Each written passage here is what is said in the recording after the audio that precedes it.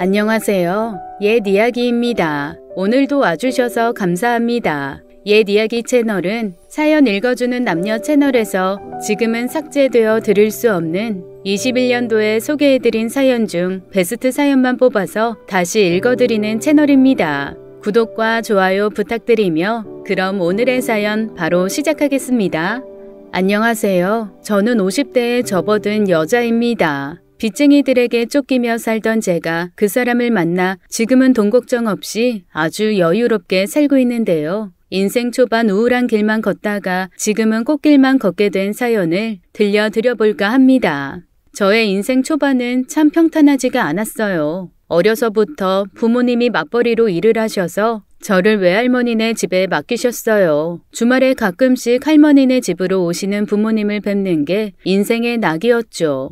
외할머니는 주말에만 제게 잘해주시고 평일에는 다시 저를 짐덩이 취급하셨거든요. 그래서 저는 주말에만 사랑받는 아이였습니다. 외할머니는 평소에 너 때문에 내가 아주 힘들어 죽겠다 라고 불평을 많이 하셨어요. 조금만 잘못해도 혼나기 일쑤였죠. 게다가 외할머니는 집으로 친구분들을 자주 데리고 오셨는데 친구분들과 화투를 치시곤 하셨어요. 그럴 때마다 저는 그냥 방치되어 있었죠. 이게 제가 초등학교에 들어가기 전에 있던 일이니 아주 어릴 적 이야기입니다. 제가 초등학교에 들어가면서는 저희 부모님이 저를 다시 집으로 데리고 가셨어요. 하지만 부모님은 그다지 다정한 사이는 아니셨습니다. 두 분이 함께 일을 하시고 하루 종일 같이 지내시지만 서로에게 불만이 많으신지 자주 고성이 오가며 다투곤 하셨거든요. 그러다 보니 부모님과 함께 살면서도 마음이 항상 불안했던 것 같아요. 그래서인지 저는 누군가에게 의지하는 성격으로 자란 것 같습니다. 저는 부모님의 소개로 만난 사람과 결혼을 하게 되었어요. 제 나이 27에 만난 그 사람은 시장에서 옷을 파는 사람이었습니다. 해외에서 옷을 들여와 팔기도 하고 남대문 새벽시장에 가서 옷을 떼어다가 팔기도 하더라고요. 나름 장사도 잘 되어서 먹고 사는데 큰 문제는 없겠다 싶어 결혼을 결심하게 되었죠. 처음 결혼 후 저는 집에 방치되어 있다시피 했어요. 왜냐하면 남편은 일 때문에 너무 바빴거든요. 그래도 첫 1년은 꼬박꼬박 생활비도 잘 가져다 주어서 큰 불만 없이 살았습니다. 그냥 다들 그렇게 사는 건 줄 알았어요. 그런데 어느 날부터인지 남편이 생활비를 가져다 주지 않더라고요. 그때가 아마 남편이 집에 잘 들어오지 않은 시기부터였던 것 같습니다. 남편 말로는 일이 너무 바빠서 그렇다는데 정작 장사는 안 된다고 했어요. 게다가 밤마다 술을 마시고 들어와 인사불성이 된 채 옷도 안 벗고 이불에 눕는 일도 많았어요. 저는 가까스로 남편의 양말과 점퍼들을 벗겨 재우곤 했네요. 저는 정말 남편이 일하느라 힘들어서 그런 줄 알았습니다. 가장의 짐을 짊어진 남편이 안쓰러운 마음마저 들었어요. 점점 힘들어지기를 반복하던 어느 날 남편은 옷장사가 망하기 직전이라며 돈을 구하지 않으면 가게 문을 닫아야 한다고 하더라고요. 저도 결국 부모님께 말씀드리고 돈을 좀 빌려달라고 했습니다. 아버지는 화를 내시며 결혼했으면 니들끼리 알아서 잘 살아야지 왜 돈 해달라고 하냐며 혼을 내셨어요. 하지만 엄마의 설득에 결국 제게 돈을 마련해 주셨죠. 저는 그 돈을 남편에게 가지고 가 급한 불부터 끄라고 했습니다. 남편은 제 덕분에 한시름 놓았다고 무척 고마워했어요. 저도 남편에게 도움이 되었다는 사실만으로 마음이 따뜻해지더라고요. 하지만 아버지는 제게 매달 돈을 얼마씩 갚으라고 성하셨어요. 그래서 저는 일을 구하게 되었습니다. 저는 원단 공장에서 일을 하며 돈을 벌어서 매달 아버지께 돈을 갚아나갔어요. 제가 버는 돈을 전부 아버지께 드리고 싶었지만 남편이 생활비를 계속 주지 않아 제가 생활비를 쓴 나머지 금액만 아버지께 드릴 수 있었습니다. 그렇게 또 1년의 시간이 지나갔어요. 아버지의 돈을 거의 다 갚아나갈 쯤 남편이 또다시 사업이 어려워졌다며 돈을 해달라고 하더라고요. 저번에는 돈이 없어 걱정이라고 했는데 이번에는 아주 대놓고 저에게 돈을 해달라고 하더라고요. 열심히 일하는데도 돈 벌어오기가 참 어려운가 싶어 차라리 남편에게 같이 공장에 들어가서 일을 하자고 했습니다. 당신 일하는 것보다 공장에서 둘이 같이 벌면 지금보다는 낫지 않겠냐고 말했죠. 그런데 남편은 자존심이 상했는지 공장에 다니는 저를 무시하며 그까짓 몇 푼 벌어서 언제 잘 먹고 잘 살겠냐고 목소리를 높였습니다. 지금까지 자기는 사장님으로 불려왔는데 공장에 들어가는 순간 사장이 시키면 시키는 대로 일해야 하는 기계가 되는 거 아니냐고 미래가 없다고 못 박아 얘기하더라고요.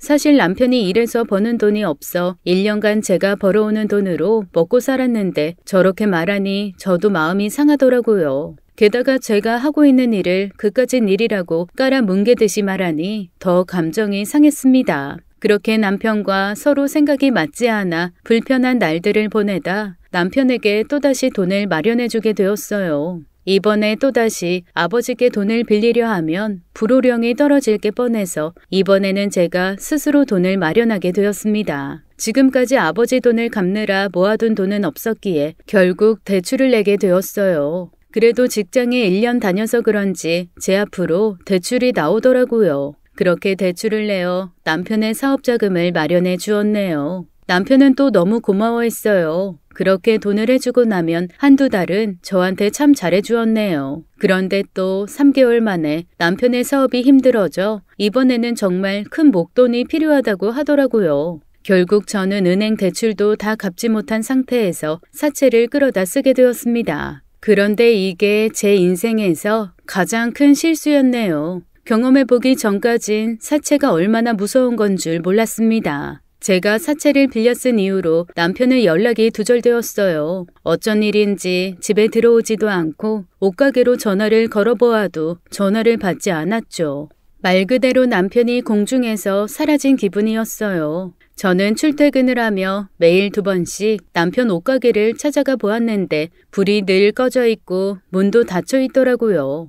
그러다 보름쯤 지나니 문 앞에 가게를 내놨다는 종이가 붙었더라고요. 저는 남편이 혹시라도 무슨 일이 생긴 건 아닐까 싶어 경찰서에 가서 실종 신고도 했어요. 그런데 경찰분들은 제 이야기를 듣고는 저를 한심하다는 눈빛으로 보았습니다. 아주머니, 아무래도 남편분이 돈 들고 도망간 것 같은데요? 라고 하더라고요. 그 말에 저는 그럴 리가 없다고 했는데 경찰 아저씨들은 제게 아주머니, 도대체 무슨 생각으로 생활비도 안 주고 집에 잘 들어오지도 않는 남편한테 뭘 믿고 돈을 3번씩이나 해서 갖다 바치신 거예요? 지나가는 사람이 들어도 이건 너무 뻔하잖아요. 혹시 남편분 바람나신 거 아니에요? 라고 했죠. 저는 한순간 제가 바보 같은 여자가 된 기분이 된 채로 집으로 돌아왔어요. 그 후로 남편 없는 집에서 빚쟁이들에게 시달리며 1년이라는 시간을 보내게 되었어요. 제가 빌린 돈은 제가 버는 월급으로는 감당이 되지 않았거든요. 빚이 빚을 만들어 눈덩이처럼 불어버렸죠.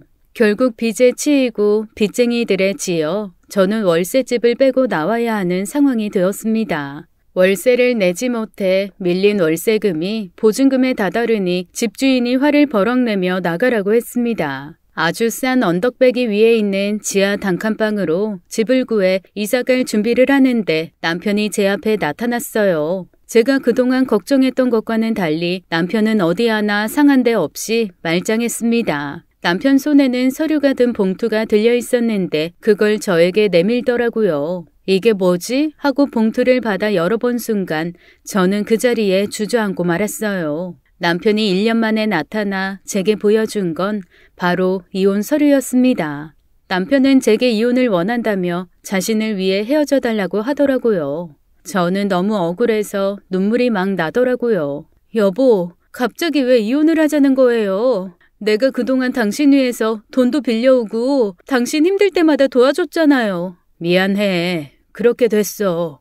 이런 법이 어딨어요. 나는 당신 때문에 지금 빚쟁이들한테 쫓기다가 지하 단칸방으로 이사까지 가게 생겼다고요. 그게 왜 나 때문이야. 그건 당신이 저지른 일이니까 당신이 해결해야지. 뭐라고요? 당신 어떻게 날 이렇게 배신할 수가 있어요? 배신? 배신은 당신이 먼저 했지. 아이도 못 갖는 주제에 나야말로 속아서 결혼한 거 아니냐고. 남편의 말에 저는 아무 말도 할 수가 없었습니다. 저는 무슨 이유 때문인지 아이를 갖지 못했고 남편은 그게 제 탓이라고만 했었죠. 이것 때문에 남편 몰래 병원을 찾아간 적도 있었어요. 그런데 의사 말로는 다낭성 난소 증후군이라는 것 때문에 제가 아이를 갖기 어려운 몸이라고 하더라고요. 그래서 아이 문제에 있어서만큼은 늘 남편에게 죄스러운 마음이었어요. 솔직히 이 말까진 안 하려고 했는데 나 다른 여자 생겼어. 그리고 그 여자가 임신했대. 당신만 놔둬주면 나 새 가정 꾸려서 행복하게 살 수 있을 것 같아. 그러니까 당신이 나한테 그만 미련놓고 나 좀 놔주면 안 될까? 내가 이렇게 부탁할게. 그리고 당신 빚도 내가 어떻게 해서든 조금이라도 갚아볼게. 제발 부탁해. 제발. 남편에게 새 여자가 생겼다는 말과 아이까지 가졌다는 말에 저의 욕심으로 더 이상 이 사람을 붙잡고 있어봐야 껍데기뿐이겠구나 싶었습니다. 저는 남편이 준비한 돈 300만 원을 받고 이혼 서류에 도장을 찍게 되었어요. 이혼 소송에 위자료 청구 그런 것까지 할 물적 심적 여유도 없었습니다. 그렇게 빚더미에 앉은 채 이혼을 했고 저는 닥치는 대로 일을 하기 시작했어요. 낮에는 공장 일을 하고 밤에는 식당 일을 하며 정말 바쁘게 살았습니다. 제가 가진 거라곤 체력뿐이었어요. 그렇게 원금을 간신히 갚아나갔어요. 그렇게 지내기를 3년, 빚이란 놈은 줄지를 않더라고요. 갚아도 계속해서 증식해서 원금은 늘 제자리였고 이자는 계속 불어났죠. 그때 제 나이 34이었네요. 주변에서는 제가 해서 다시 새 인생 살라고 하는데 솔직히 저처럼 빚 있는 여자를 누가 좋다고 데려가겠어요. 물론 주변에서 밀어붙여서 중간중간 제 나이 또래에 이혼한 남자들도 만나봤지만 다들 제 빚 이야기에 도망치더라고요. 두어 번 그런 일을 겪으니 혼자서 사는 게 낫겠다 싶었어요.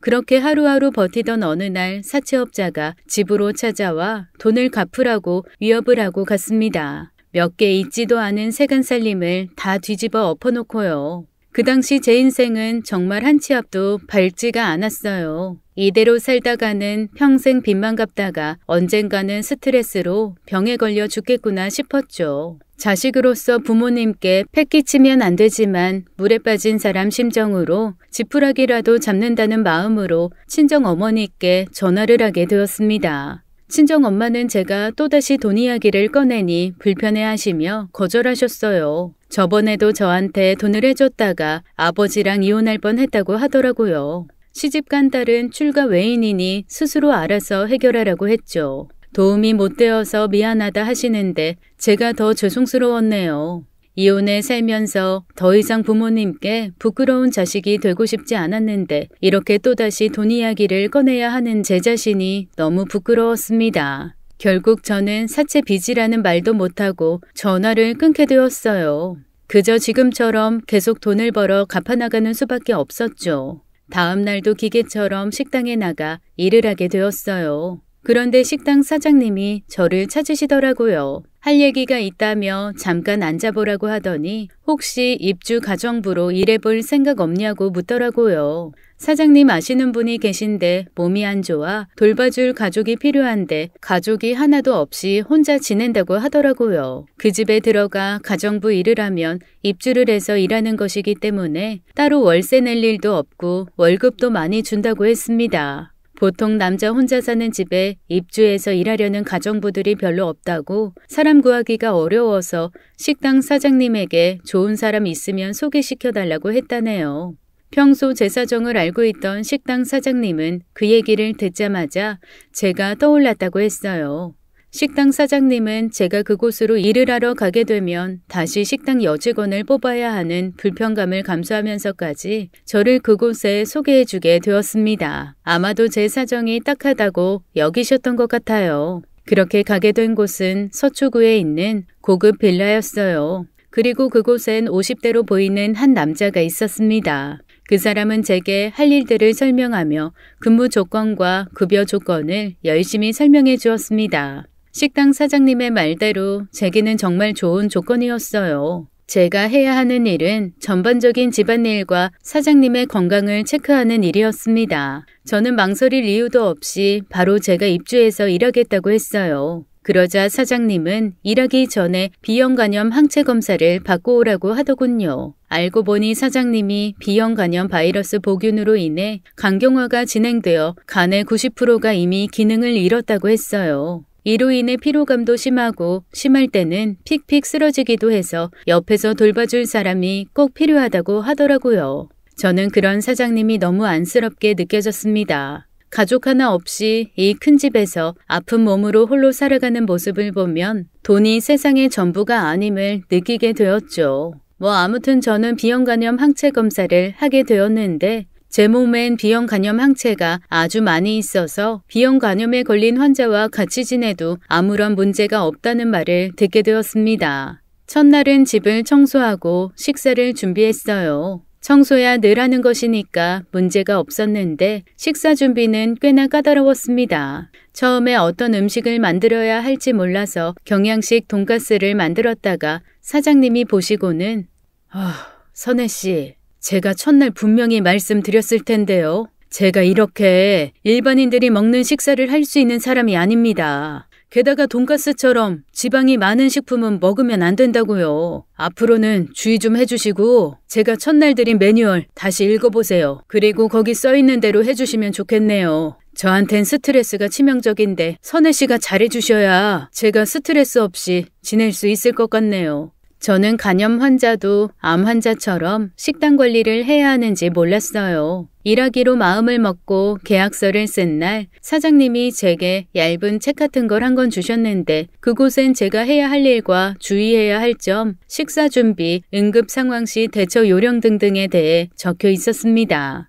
그런데 사실 저는 그냥 식모살이가 다 거기서 거기겠거니 하고 주의 깊게 들여다보지 않았었죠. 첫날 밤 저는 사장님이 주신 책을 형광펜으로 밑줄 쳐가며 열심히 읽고 또 읽었습니다. 다시는 실수하지 않으리라 다짐하며 다음 날을 맞이했어요. 다행히도 다음 날은 잔소리 없이 하루를 보낼 수 있었는데 이게 생각보다 쉬운 일이 아니었습니다. 게다가 사장님 성격이 까다로워서 물건이 제자리에 없으면 엄청 화를 내더라고요. 저는 속으로 저러니 스트레스 받아서 간이 안 좋아졌지 라고 생각하기도 했네요. 아무튼 편집증에 신경 예민한 사장님 수발을 들다 보니 하루 종일 쉴 틈이 없었습니다. 그런데 사람이 또 환경에 잘 적응하는 동물 아니겠어요? 한 달, 두 달 시간이 지날수록 일이 손에 익어가고 편해지더라고요. 3개월쯤 지나가니 이젠 일이 수월해졌습니다. 사장님은 주로 방이나 거실에서 TV를 보거나 책을 읽으며 재미없는 하루하루를 살아가고 있었어요.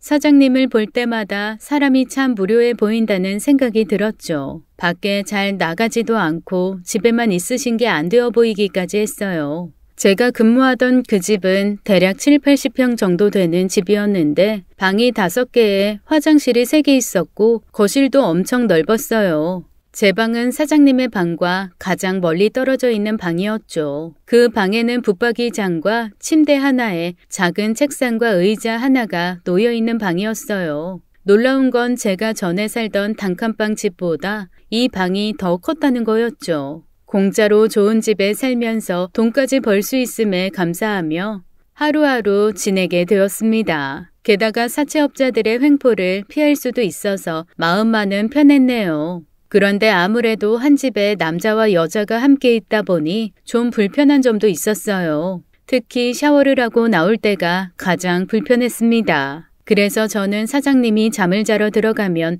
그때 샤워를 하고 방으로 들어왔죠. 그런데 하루는 사장님이 잠을 자러 들어가시길래 저도 씻고 누우려고 샤워를 하게 되었어요. 그런데 제가 낮에 빨아놓은 수건을 개어놓고는 욕실에 옮겨놓지 않은 사실을 알게 되었죠. 저는 제 옷으로 대충 몸을 감싸고는 수건이 놓여있는 거실로 살금살금 갔어요. 제발 사장님이 방에서 나오지 않기를 바라면서요. 그런데 하필 평소에 나오지도 않던 사장님이 제가 반 누드로 있을 때 물을 마시러 나오셨더라고요. 저도 놀라고 사장님도 놀랐습니다. 저는 후다닥 수건을 집어들고 몸을 가린 채 뒷걸음질 쳐서 제 방으로 들어왔고 그 사이 사장님은 뒤돌아 헛기침을 하며 방으로 들어가셨죠. 그날 일이 너무 창피해서 다음날 사장님 보기도 너무 민망하더라고요. 사장님도 자꾸만 어제 일이 기억나시는지 제 눈을 잘 못 보셨어요. 그리고 그날 사장님이 오랜만에 외출을 하셨습니다. 그리고 백화점에 다녀왔는지 쇼핑백이 한 보따리 있었어요.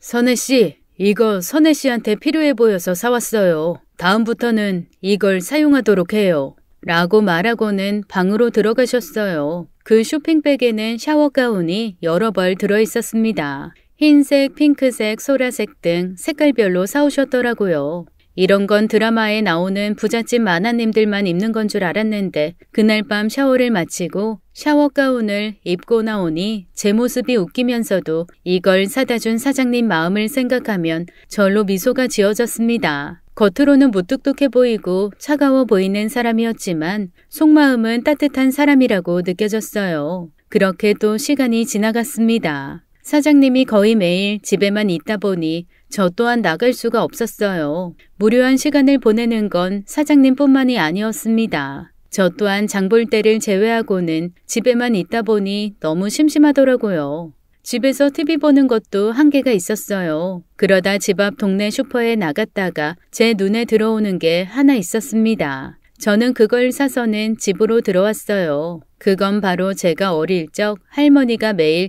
친구분들을 불러서 놀던 화투짝이었어요. 사장님, 혹시 화투 칠 줄 아세요? 화투요? 네, 칠 줄 압니다. 그럼 저랑 화투 한 판 치시는 거 어떠세요? 한번 해볼까요? 전 사실 그림만 맞출 줄 알지 잘할 줄은 몰라요. 그러니까 사장님이 살살 쳐주세요. 그렇게 처음으로 사장님과 화투를 치며 유흥의 시간을 보내게 되었어요. 어머, 어떡해. 사장님 싸셨네요.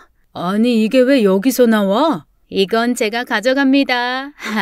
그렇게 한 판만 치기로 했던 화투는 그 후로도 몇 달간 계속되었어요. 화투를 치면서 내기도 하고 서로 소원 들어주기 같은 것들도 하면서 집안에서 소소한 즐거움을 찾아갔죠. 하루는 점당 50원을 걸고 화투를 치기도 했어요. 어쩌다 보니 그날은 제가 점수가 크게 나서 몇만 원이라는 돈을 따기도 했습니다. 사장님은 제 화투 실력에 이걸로 빚을 갚았으면 진작에 갚았겠다고 차라리 타짜로 직업을 바꾸는 게 어떻겠냐고 진지하게 말하기도 했네요. 저희는 그렇게 농담을 주고받으며 점점 친해졌어요. 사실 전에 사장님이 제가 이 집에 들어오게 된 사연을 물으셨던 적이 있었어요. 저는 제 이야기를 들려드리다 보니 제 빚 이야기까지 하게 되었죠. 사채 빚이라는 말은 못하고 그냥 은행에 빚이 좀 많다고만 얘기 드렸었습니다. 왜냐하면 사채 빚 있는 사람이라고 하면 저를 써주지 않을까봐 숨기게 되더라고요. 하지만 세상에 비밀은 없나 봅니다. 그동안의 평화로운 시간을 깨고 저에게 충격적인 일이 터졌습니다. 그동안 사채업자들의 눈을 피해 사장님의 그늘에 숨어 지내던 저를 어떻게 알고 찾아왔는지 그 사람들이 집으로 쳐들어왔더라고요. 그동안 돈을 버는 족족 최소한의 돈만 빼고 모두 입금시키고 있었는데도 저를 찾아와 빚을 독촉했습니다. 집으로 들어와 죽치고 앉아서는 돈 안 주면 안 나간다고 버티더라고요. 아마도 사장님을 이용해 돈을 뜯어내려는 것 같았어요.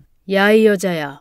돈을 쥐꼬리만큼씩 주면서 이렇게 숨어 있으면 우리가 못 찾아낼 줄 알았니? 목돈을 만들어서 갚던지 아니면 몸으로 대신 갚던지 해야 할 거 아니야. 죄송해요. 제가 어떻게 해서든 마련해 볼게요. 그러니까 제발 그만 좀 나가주시면 안 될까요?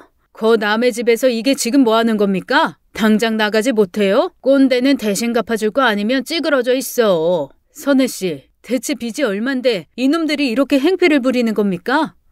그게 2억 2천. 원금의 이자까지 다 하면 2억 2천이요. 우째, 꼰대가 갚아줄라요? 그 돈만 갚으면 이제 빚 하나도 없는 거 맞습니까? 저 아줌마 찾아다니는 데 쓴 인건비에 출장비 3천만 원. 내 오늘 2억 5천 받으면 이제 다시는 얼굴 볼 일 없을 거요.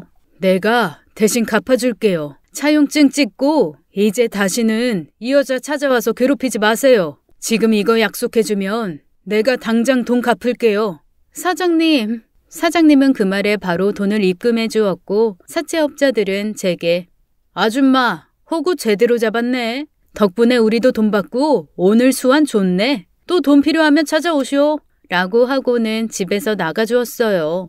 사장님, 정말 죄송해요. 저 때문에. 제가 어떻게 해서든 그 돈 꼭 갚을게요. 선혜씨, 다음부터는 절대로 저런 양아치들 돈 쓰시면 안 돼요. 돈은 부담 갖지 말고 천천히 갚으시면 됩니다. 그렇게 폭풍 같았던 시간이 지나갔어요. 그동안 빚에 시달리며 매일 마음에 무거운 돌을 안고 사는 기분이었는데 그걸 한 번에 해결해준 사장님이 너무 고마웠습니다. 그 후로 사장님은 제게 은인 같은 존재가 되셨어요. 그래서 저는 사장님께 더 잘해드리려고 노력했습니다. 식사도 더 신경 써서 차려드리고 말동무도 해드리며 또다시 안정된 삶을 찾아갔죠. 시간이 지나면 지날수록 사장님과는 가족 같은 느낌이 들면서 서로에게 점점 더 가까워짐을 느꼈어요. 저희 둘 다 서로 소통할 가족도 친구도 없었기에 서로가 의지되는 그런 사이라고 생각했습니다. 저의 그런 생각 때문인지 그날 그런 실수를 하게 된 것 같아요. 사장님네 집에는 방이 5개가 있었는데 그 중에 한 방은 어린 아이의 방이었어요. 액자에 들어있는 사진 속엔 8살 전후로 보이는 아이가 있었습니다. 애초에 사장님은 그 방에 대해서 저에게 당부한 것들이 있었어요. 물건은 모두 제자리를 유지할 것, 함부로 버리지 말 것, 질문 금지. 그날도 그 방의 먼지를 닦아내다가 아이의 사진을 한참 바라보게 되었죠.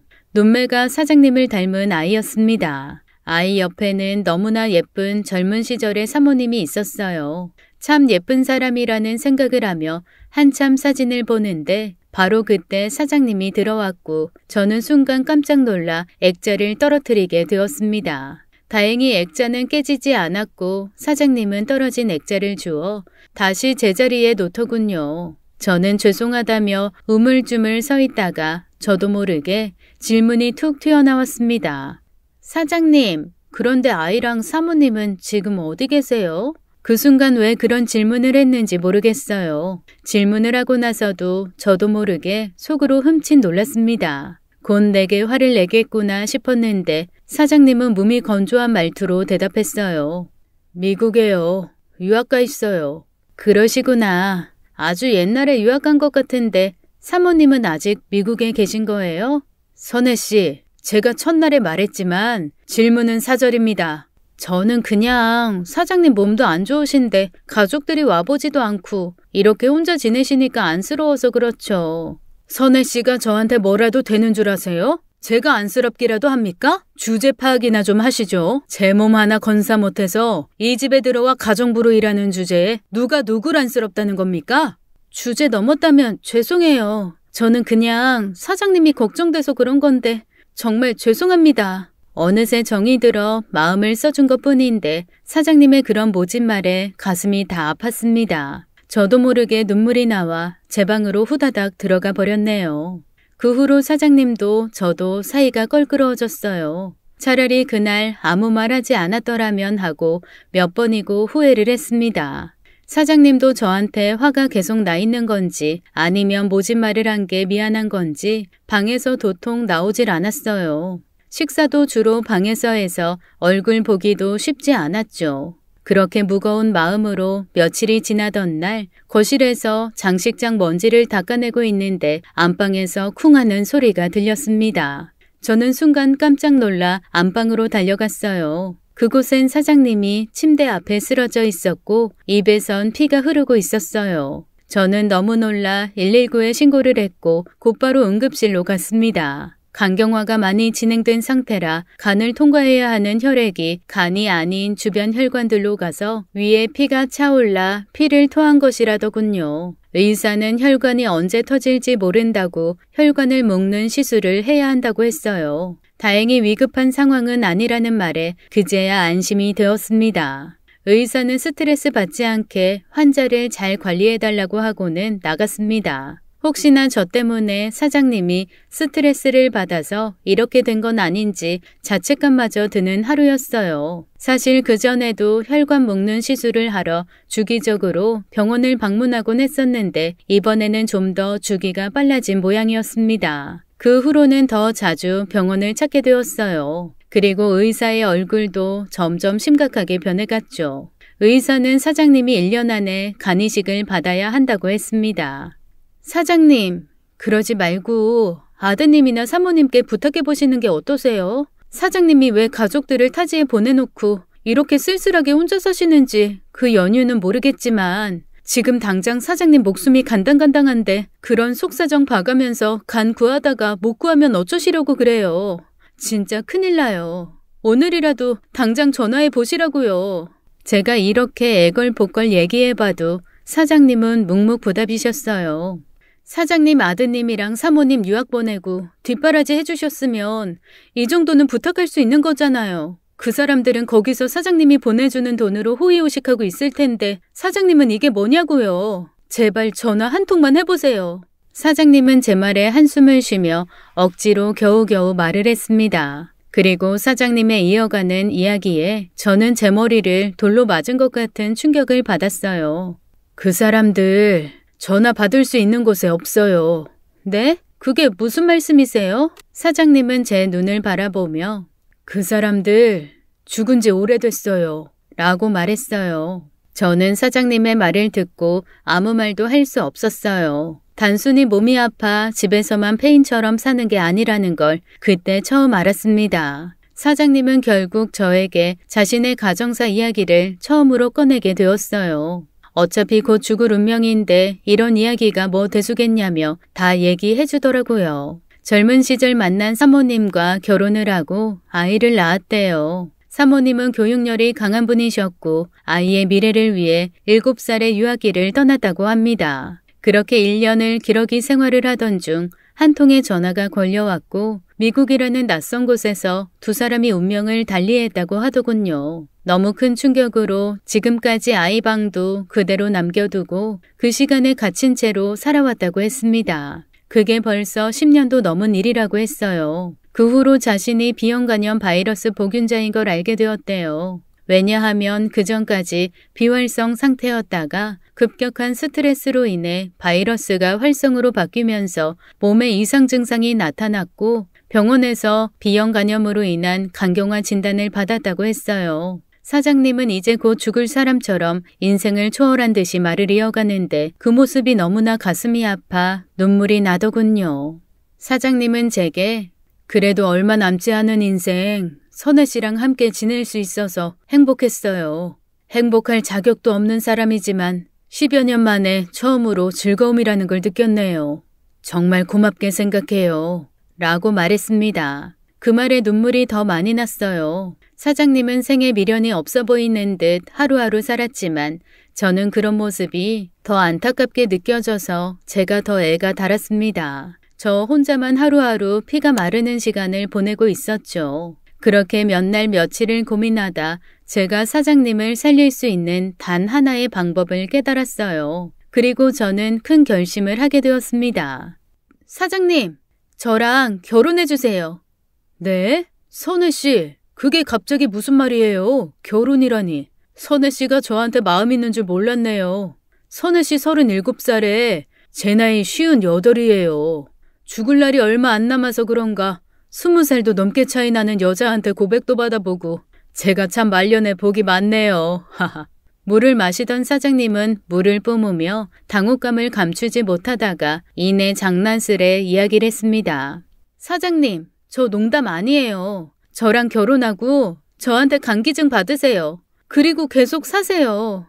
선혜 씨, 내가 빚 갚아준 것 때문에 그래요? 그런 거라면 신경 쓰지 마세요. 어차피 죽을 몸, 그 정도 돈 저한테 아무것도 아니에요. 저 정말 진지해요. 사장님한테 제 간 기증해드리고 싶어요. 제가 알아봤는데 제3자는 간 기증하는 절차가 엄청 복잡하다고 들었어요. 제가 지금 당장이라도 드리고 싶은데 그게 제 마음대로 안 된다네요. 사장님의 진짜 아내가 되겠다는 게 아니에요. 그냥 형식적으로 부부가 되었다가 기증해드리고 나서 몇 년 있다가 이혼 절차 밟으면 된다고요. 저 사장님이 제 눈앞에서 잘못되는 거 보고 싶지 않아요. 그러니까 제발 우리 결혼해요. 사장님은 안 된다고 계속 고집을 피웠고 저는 사장님을 설득하려고 혼인신고서까지 작성해 왔지만 사장님은 도무지 제 말을 들어주지 않았어요. 그러다 좋은 생각이 나서 사장님 앞에 그걸 들고 와 앉았습니다. 사장님, 저랑 내기화투해요. 그래요. 무슨 내기 할까요? 제가 이기면 결혼해서 강기증 받으시고 제가 지면 이 집에서 나갈게요. 이대로 사장님 죽는 꼴 저 절대로 못 봐요. 그러니까 내기예요, 우리. 선혜씨, 이 문제가 그렇게 장난스럽게 결정할 문제가 아니에요. 저 장난 아니에요. 진지해요. 사람이 살고 죽는 거야말로 사람 의지로 되는 거 아니잖아요. 제가 이길지 질지는 아무도 몰라요. 그러니까 한번 해봐요. 좋아요. 선혜씨가 이기면 결혼할게요. 그런데 내가 이기면 제가 죽었을 때 장례 좀 치러줘요. 이 정도는 해야 서로 공평한 거죠. 그렇게 저희는 게임을 시작했어요. 모든 화투를 뒤집어 놓고 한 장의 화투장을 골라 높은 숫자가 나온 사람이 이기는 게임을 했습니다. 사장님이 먼저 화투장을 고르고 그 다음 제가 떨리는 손으로 화투장을 골랐어요. 사장님이 뒤집은 패는 청단이 쓰여있는 국화패였습니다. 이 정도면 제가 이긴 것 같네요. 선혜씨도 뒤집어 봐요. 그리고 떨리는 손으로 제 패를 뒤집었습니다.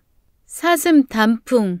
사장님, 제가 이겼어요. 사장님은 깊은 한숨을 내쉬었고 저는 흐트러져 있는 화투패들을 모아 제 방으로 돌아왔습니다. 사실 그 화투패에는 저만 알 수 있는 표식을 해두었었어요. 어릴 적 외할머니가 쓰시던 방법이었는데 화투 뒷장에 바늘로 살짝 표시를 해두는 거였죠. 그렇게 저는 내기에서 이기게 되었고 사장님과 혼인신고를 하게 되었습니다. 사장님은 여전히 내키지 않아 있지만 약속은 약속이니 어쩔 수 없었죠. 그렇게 저희는 부부가 되었습니다. 집에서는 사장님이라고 불렀지만 병원에 가면 꼭 여보라고 부르며 표면적으로는 누가 봐도 제가 아내인 것처럼 행동했어요. 병원에서는 하루라도 빨리 서둘러야 한다고 재촉을 했고 저는 강기증을 위한 적합 여부 검사를 2차례에 걸쳐 받게 되었습니다. 너무나 다행스럽게도 적합 판정을 받아 이식 수술을 하게 되었어요.